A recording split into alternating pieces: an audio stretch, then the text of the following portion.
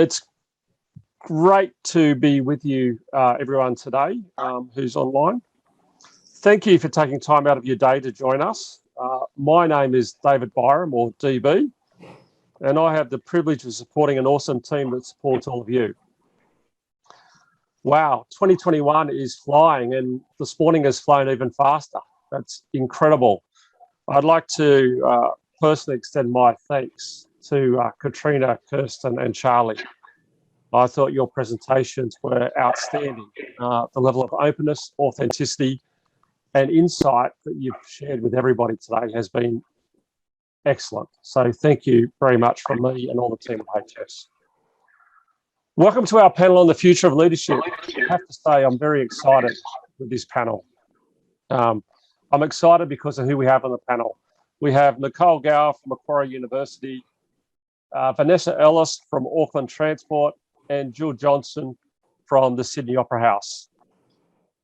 Before I lead to the panel, I'll ask each of the panelists to introduce themselves. A couple of admin things. The attendees, you are still on mute. Please ask your questions in the Q&A function. We will be monitoring that Q&A function as per the presentations, and I'll be looking for your questions as well as we moderate the panel today. So I'll pass to Nicole to give us a brief introduction on who is Nicole. Thanks, DB. Well, good morning, everybody, and it's great to be here. As David said, my name's Nicole Gower, and I'm the Vice President of People and Services at Macquarie University. So within my portfolio, I obviously have HR and all of the people-related strategy, and then also some other service parts of the university. So IT, student recruitment, group marketing, and some of our service-related portfolios. And I've been part of our executive group for the past 7 years and heavily involved in our leadership approach, as well as managing through COVID-19. So it's great to be here. Thank you, Nicole. And Vanessa, we'll pass to you for your introduction. Tēnā koutou katoa. Lovely to be here. I'm Vanessa, and I'm the Executive General Manager for Customer Experience at Auckland Transport. We're responsible for planning, delivering and operating and maintaining our integrated transport system, $31 billion of assets from roads, footpaths, cycling, parking, public transport and harbour management. So quite a broad remit for the organisation. I've joined the executive team 3 years ago, and I have a customer experience division. We've got customer market analytics, customer services, digital channels, product owners, human-centred design, marketing, road safety and active mode. So again, quite a broad and awesome team, and great to be here. Thank you, Vanessa. And finally, but not last, Jill Johnson, Sydney Opera House, over to you. Hello, I'm Jill. I'm Head of People and Development for the Sydney Opera House. I have a long career in mainly broadcast media, both TV and radio, and now moved into the performing arts in the last couple of years. Both my career has been in London and in Sydney. I lead a team that has a kind of a broad remit around recruitment and retention, HR, business partnering, industrial relations, and organisational development and learning. Thank you, Jill. So, Jill, we'll start with you. We're in this COVID time, the roller coaster that seems to continue, and we don't know where these twists and turns are taking us. What effective and ineffective approaches have you seen with respect to managing and navigating our way through this COVID-19 pandemic we're all facing? Well, I think I'd start off by saying, DB, that, nobody had led through a pandemic before. So I guess, my observations at the beginning were kind of, we don't really know what to do. There was no blueprint, there was no plan, and also there was no time. I think we had to respond really quickly. And I'm going back to the first lockdown last year, which was, I think, around March time. So I think it was kind of accepting that, we didn't have the answers as leaders. we had to make decisions on the facts that we had at hand. And then we had to adjust as things were changing, and they were changing kind of constantly. So I think it's been, I think I've been so impressed of how leaders have responded to this situation. And I think what I have seen that's been really effective is bringing people along and kind of gaining their trust by, giving direction when they need it, and making some meaning of the communication. So, why are we making these decisions, and how might this impact you? And I think also demonstrating empathy along the way about how tough this is for everybody, and kind of we're all in this together.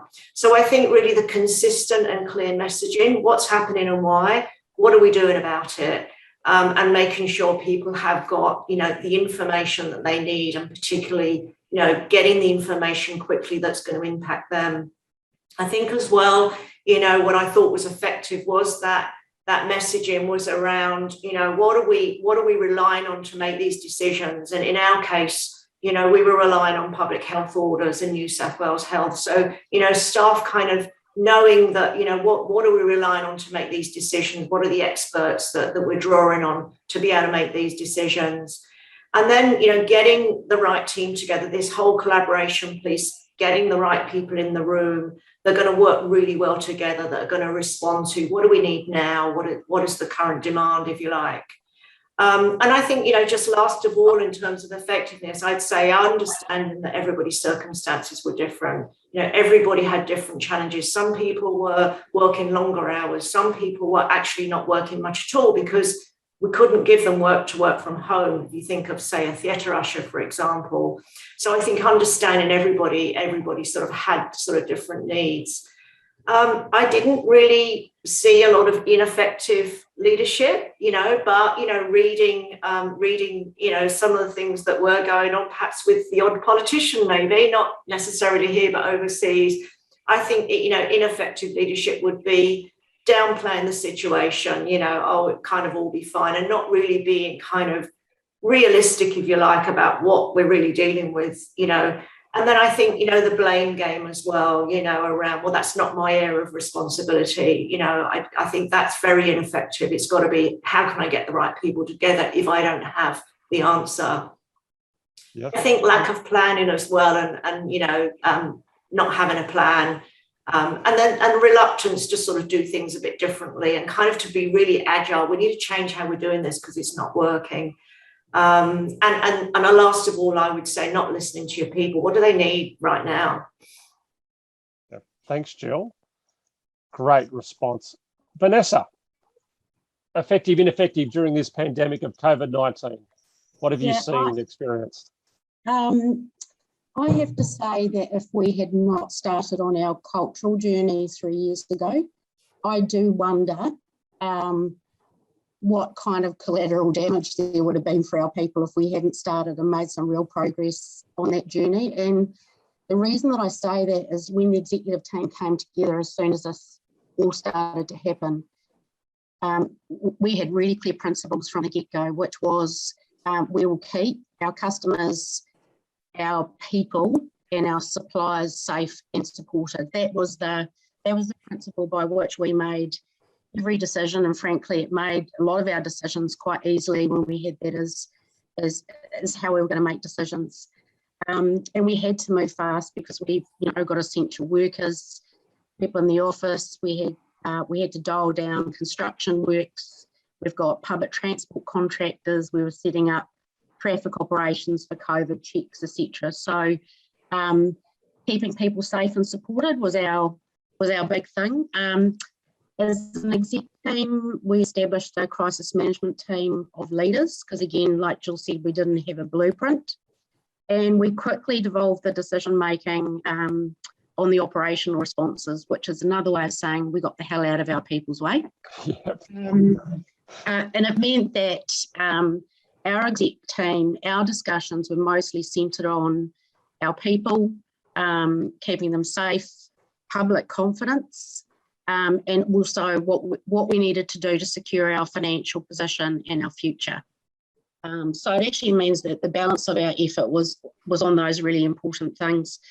we were very conscious of burnout of our essential people and people with critical skills. And actually a big silver lining of this is we've got much less reliance on individuals now because we created that resilience on the way through.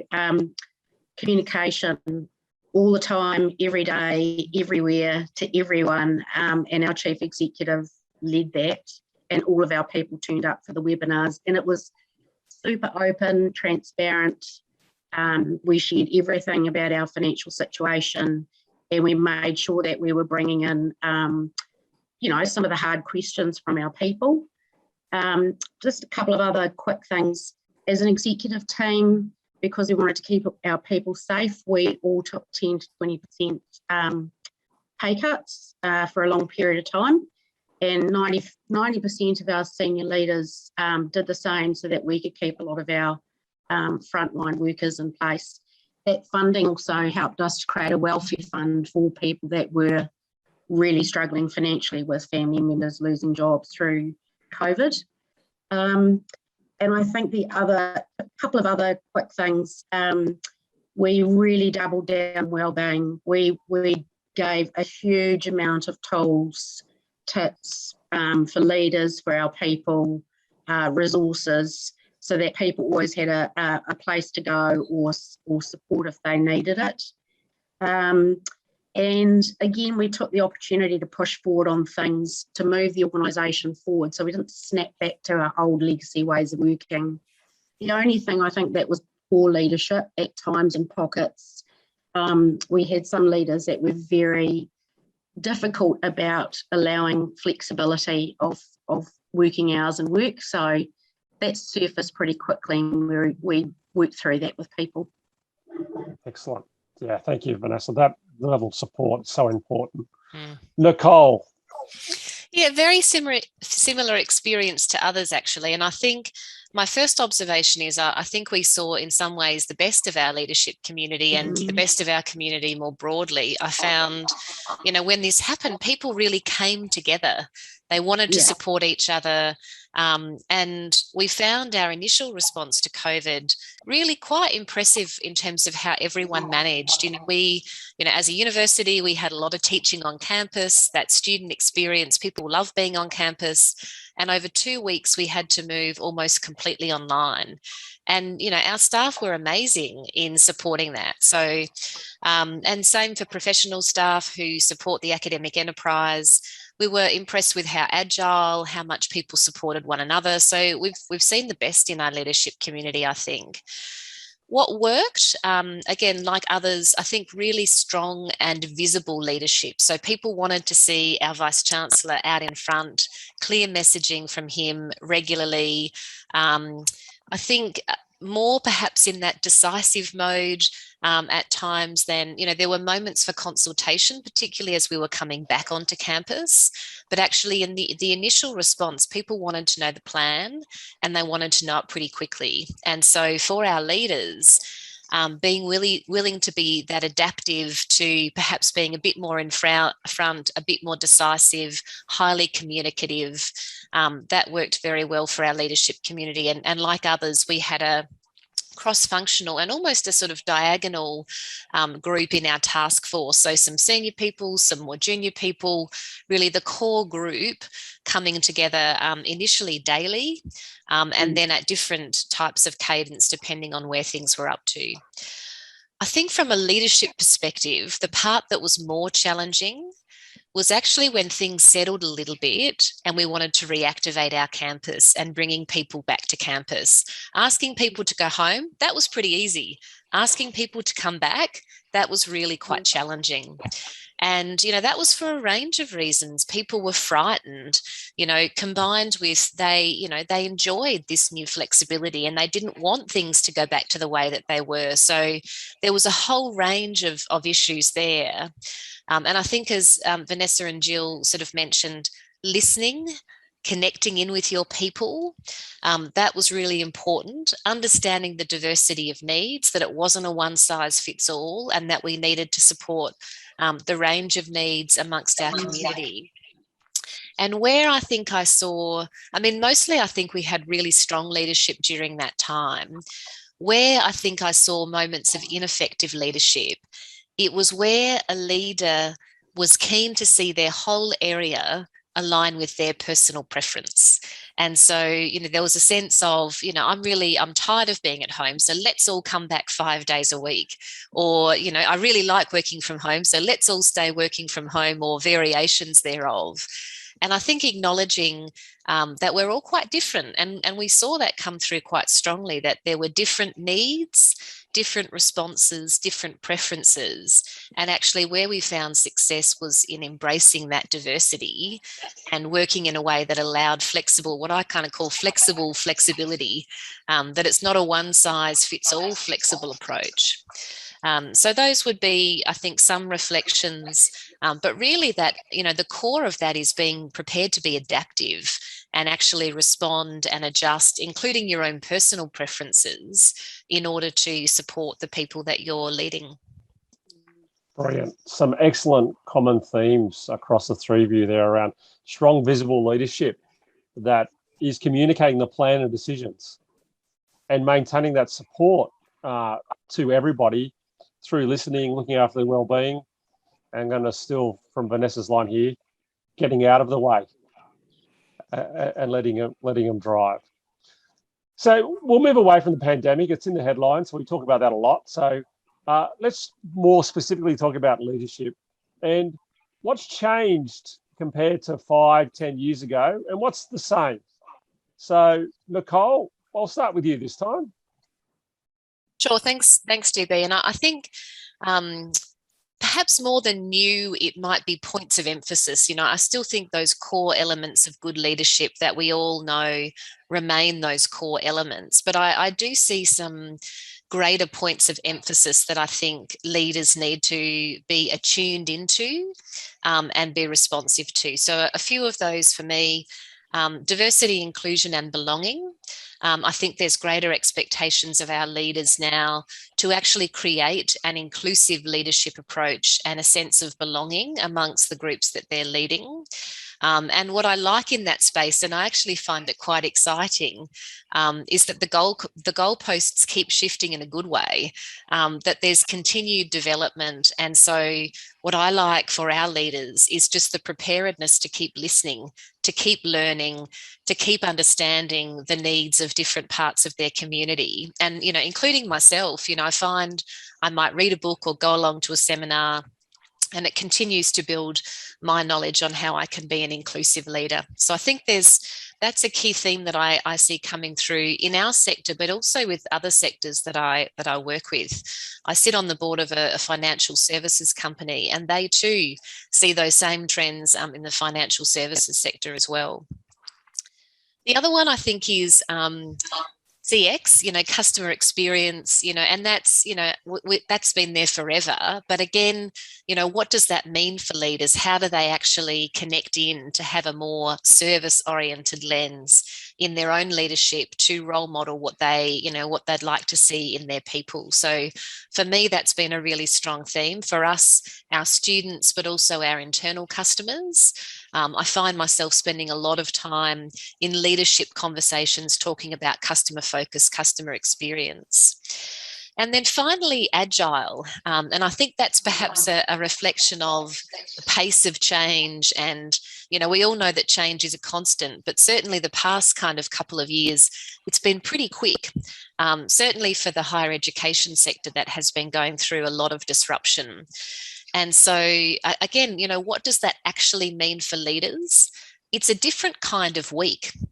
And so you might find that, there's a need to connect into one of your project teams to clear, we have clearing houses where senior leaders come in at the end of the day, answer any questions to let project teams keep going. Working more skip level, I sort of see as a theme coming through. So that preparedness to work in that more agile way, means a different kind of day, different kinds of meetings, access to senior leaders in stand-ups, in clearing houses, to keep things moving, to keep up with that pace of change. and then working skip level, which personally I love. Actually, I love connecting in with our project teams. I love, that there's people at all different levels of the organisation.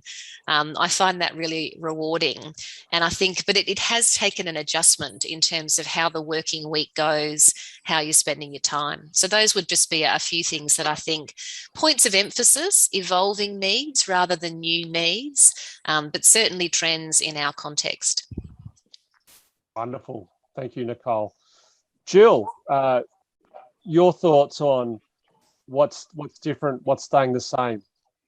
I'll start with talking about staying the same. I think that the foundations of leadership that have stayed the same are, a leader that's confident, who, is resilient, a good strategic thinker. I think someone with good communication skills, who's organised, a problem solver.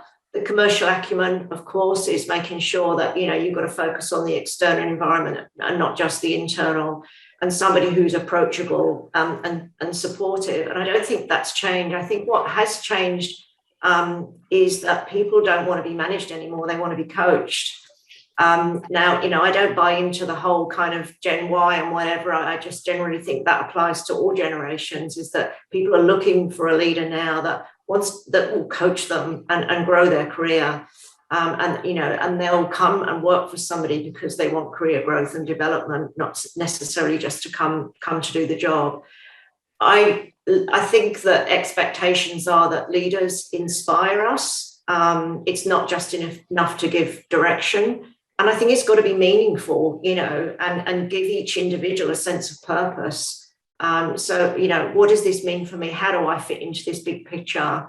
And I find that's a capability that leaders need to keep building, is how does your role fit into the big picture? Definitely more listening than talking. Leaders are expected now to do far more listening and less direction and less talking, and be really open to new ideas and different ways of doing things. It's all about that. How are leaders engaging us, to allow us to contribute in a way that's meaningful for us, I think. And I think, this probably kind of goes to some of the conversations this morning around the LSI-DB is we want leaders to be self-aware, self-aware about the impact they have on others, and kind of, noticeably, actively working on having a constructive impact on others. Awesome. Thank you, Jill.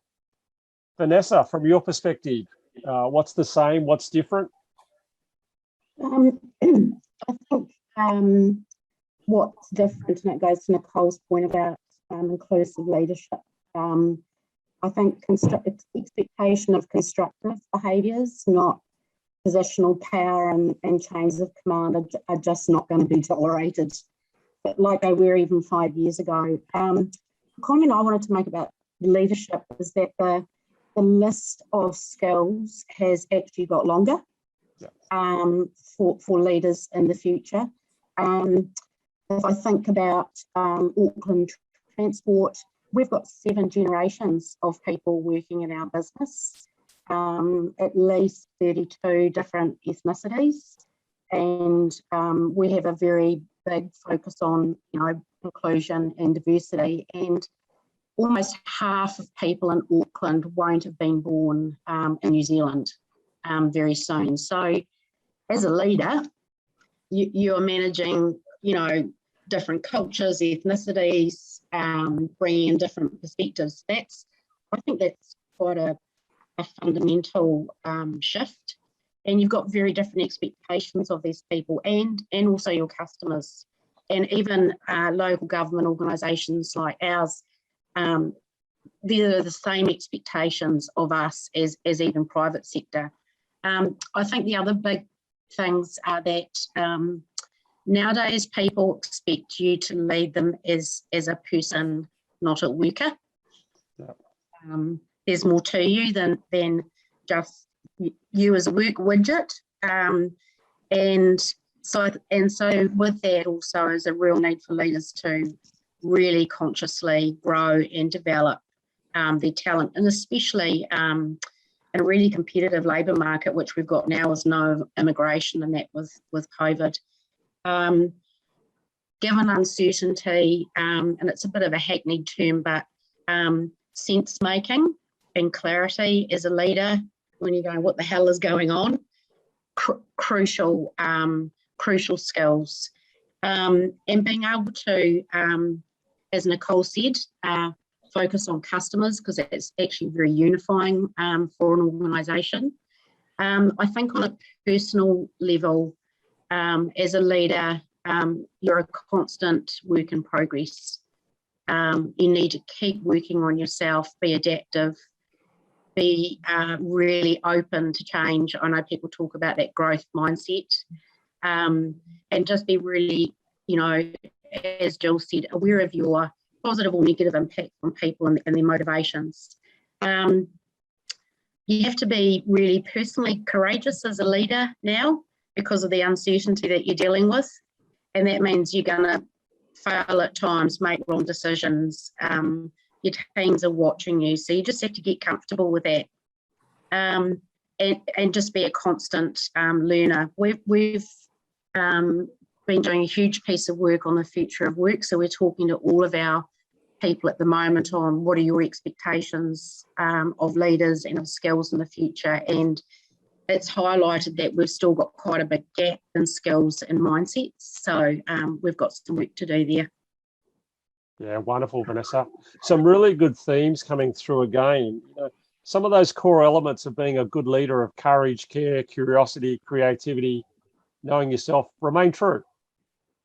But we're working in a world now that is more complex.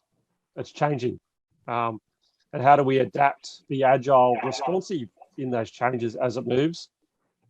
And I like those comments around helping people with that sense of purpose and getting greater link to the difference they're making, which will no doubt support not only the employee experience, but the customer experience that people are having.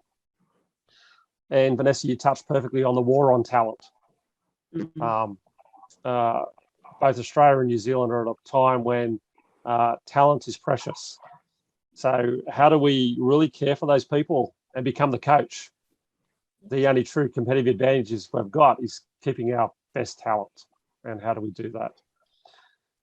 We've been going 20 minutes already. Time flies when we have a panel conversation.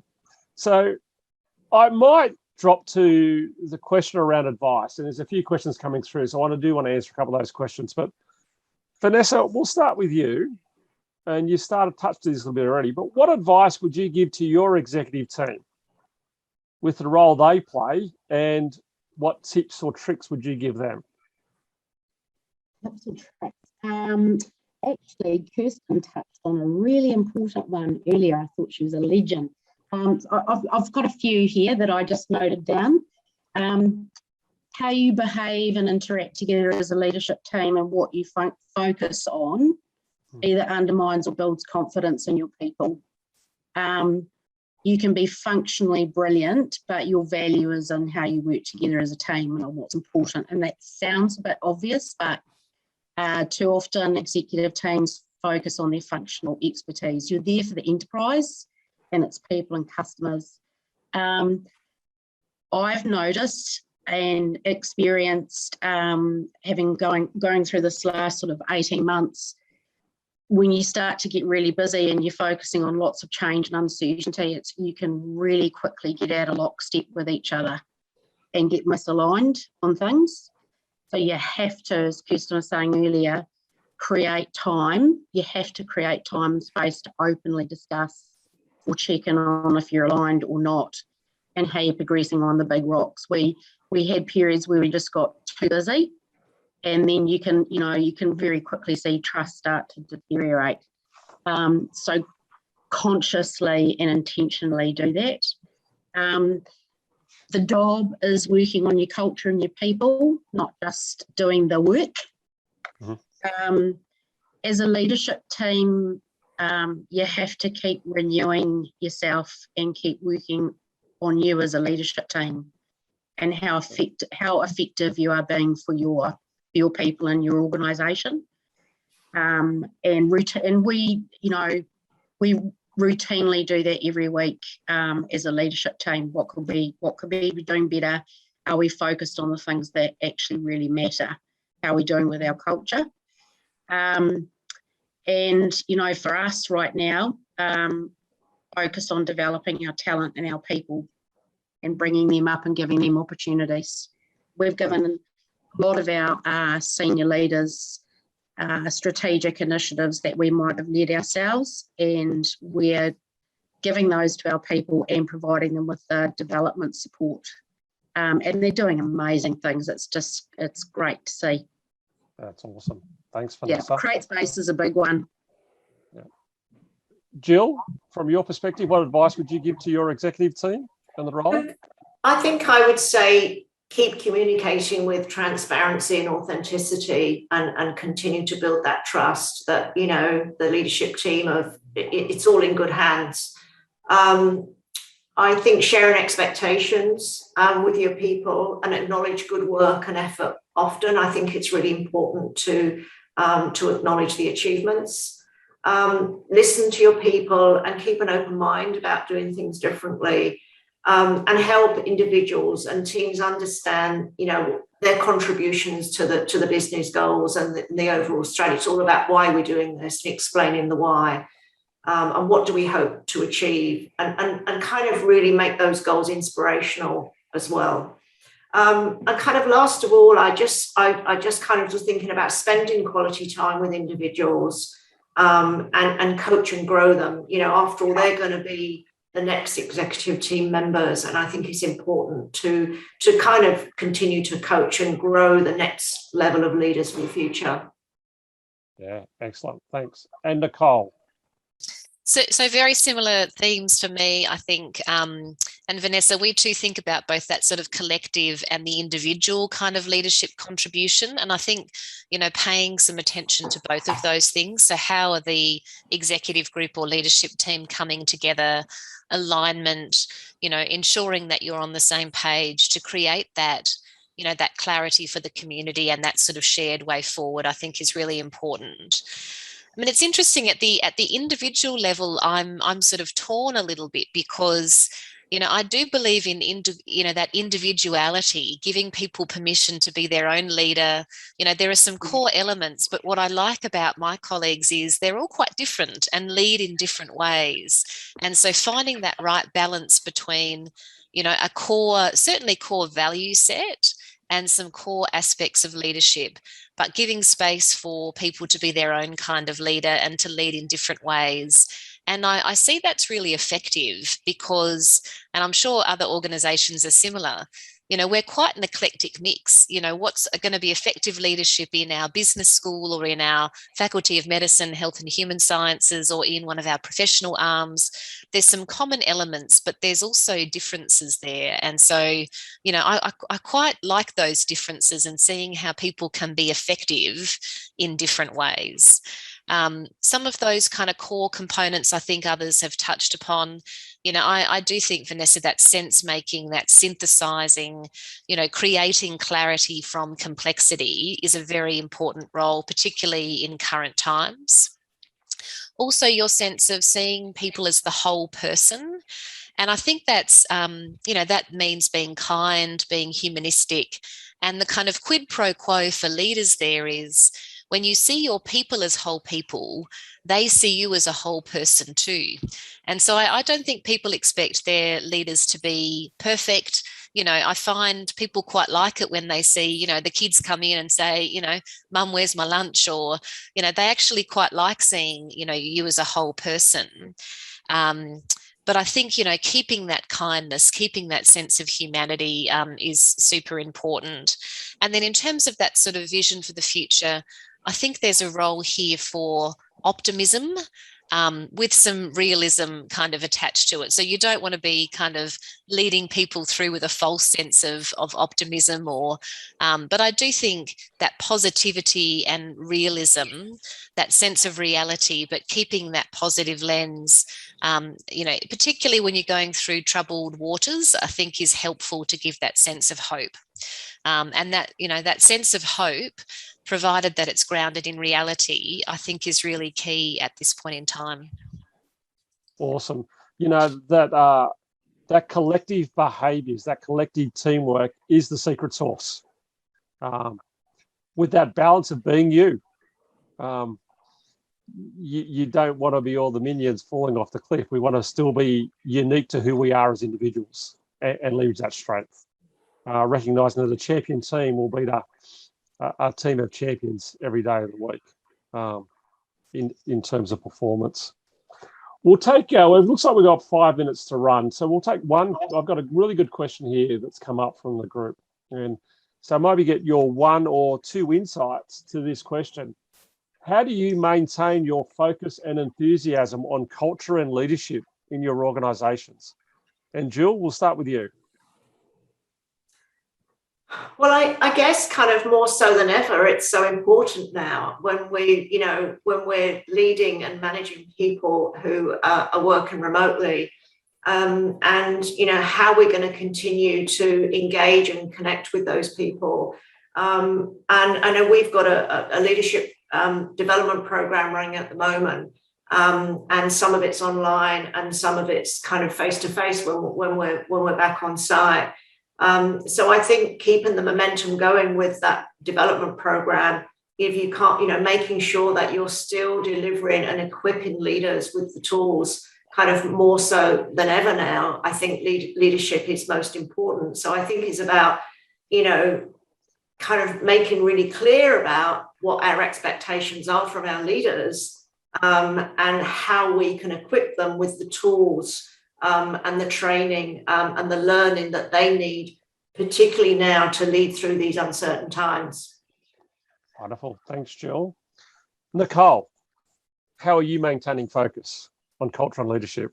Yeah, good question. So probably a couple of ways. On the culture side, I think the connection with strategy is really important, because we don't forget about strategy. And actually, culture is such a key component to achieving our strategy. So as much as you can keep those closely interlinked and as part of the same conversation, I think, and part of this is about being front of mind, focus and keeping attention to issues is about having it front of mind. So sometimes those connection points I think are really important.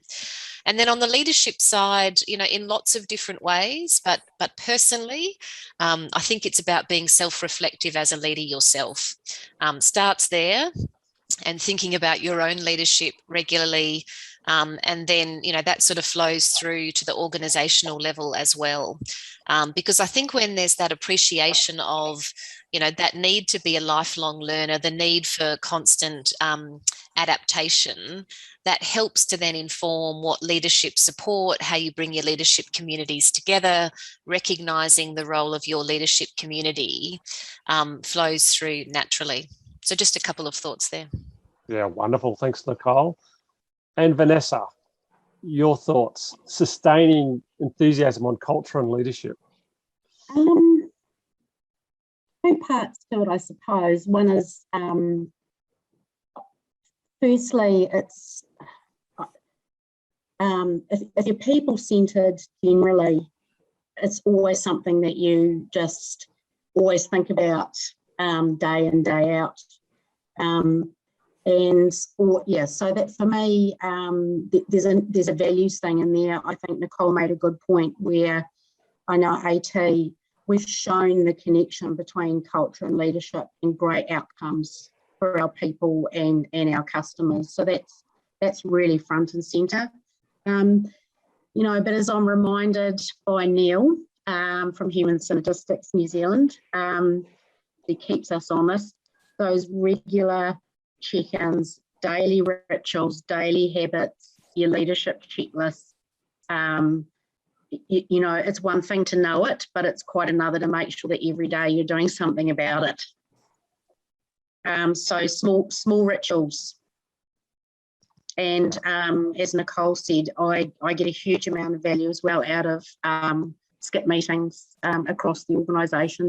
That gives me fuel and great feedback on how we're doing. Yeah, awesome. Thank you, Vanessa. And there was a little question there around a skip meeting, which is just skipping below your direct reports to the levels below. So just to answer that question was in there. Great insights, and our time has flown. In terms of tips, leadership rang true then in terms of helping leaders be the best they can be. Make sure we connect to strategy, all right? stay on that long term. Look for the lighthouse on the hill and continue to focus on that long-term vision we're going about. And I like the comment that Nicole made about thinking about you and your impact, because it does ripple from you. And daily rituals, they're only a daily ritual if you do them.